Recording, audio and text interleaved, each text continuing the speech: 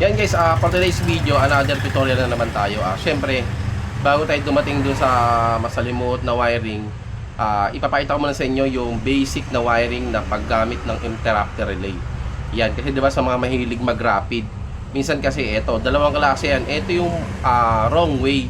Papakita ko rin yung pinaka-standard talaga yung tama.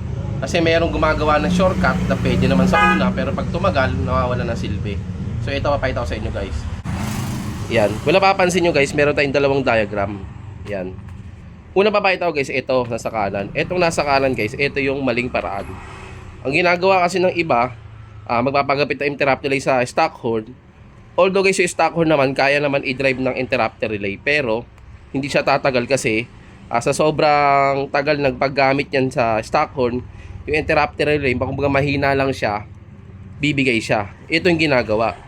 Nandito dati nakabit yung busina, lalagyan ng interrupter relay, isisingit lang.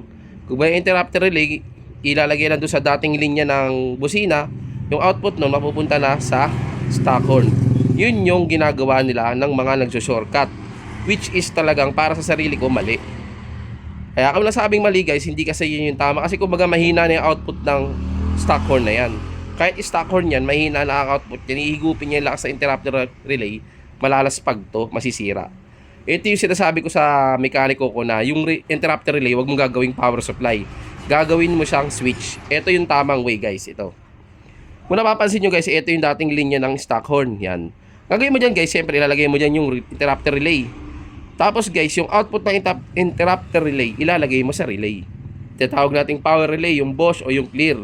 Yan. Siyempre output nun guys, ilalagay mo sa 85 at 86. Then yung 30 nun, same pa rin, may fuse, ilalagay mo sa battery.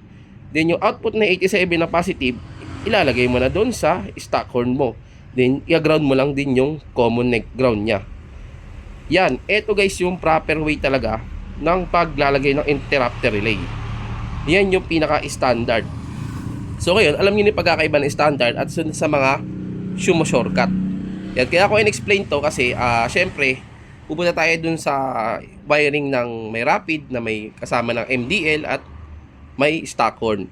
Kaya ako na-explain para back to basic muna tayo. Yung mga simpleng bagay muna tayo. So yan, sana may makuha kayong alaman dito sa diagram na to.